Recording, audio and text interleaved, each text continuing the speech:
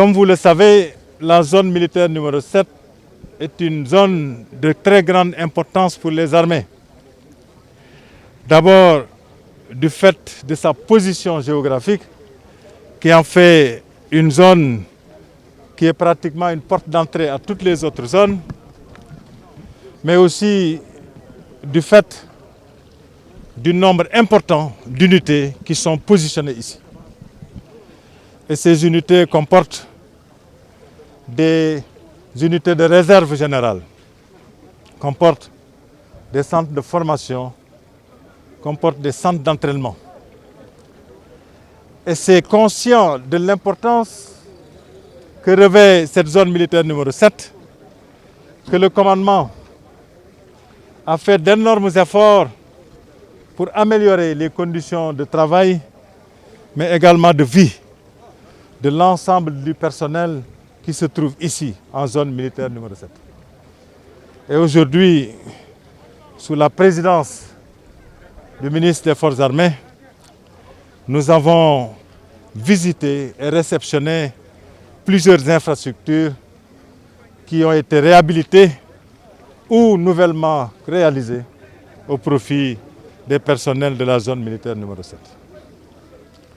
J'ai dit tantôt au personnel que c'est bien de reconnaître l'effort du commandement, mais que c'est mieux de mériter la confiance du commandement en se donnant les moyens d'entretenir les infrastructures dimensionnantes que ce commandement a mis à votre disposition et de les maintenir surtout,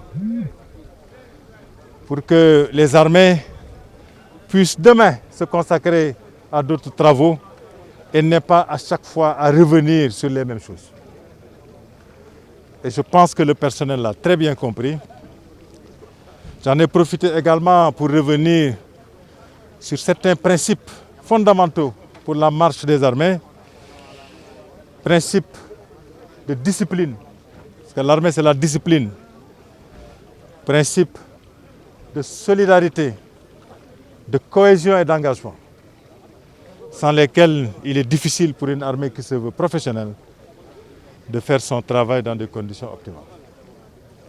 Et bien entendu, dire au personnel à quel point c'était difficile pour moi de lui dire adieu après pratiquement 40 ans de service dans cette institution. Et du fait surtout que je l'ai fait dans une base où j'ai passé une bonne partie de mon enfance en tant que Thiessois. Mais tout ça aussi doit nous rappeler que toute chose a une fin. Même la vie a une fin. Et que l'essentiel, ce n'est pas le temps qu'on a passé dans une institution, mais c'est ce qu'on a contribué dans l'institution. Nous n'avons pas tout fait, mais on a fait de notre mieux pour que les Armées aillent de l'avant. Et nous avons prié avec nos camarades pour que le bon Dieu continue de veiller sur la zone militaire numéro 7, continue de veiller sur l'armée, sur les forces de défense et de sécurité. Parce que j'ai rappelé que Thiès était une ville avec une forte présence policière et que l'armée devait travailler main dans la main avec la police pour renforcer la sécurité de nos concitoyens. L'armée, c'est le sport, c'est la condition physique, c'est la santé physique, la santé mentale, la santé sociale. Mais l'armée aussi, c'est la connaissance.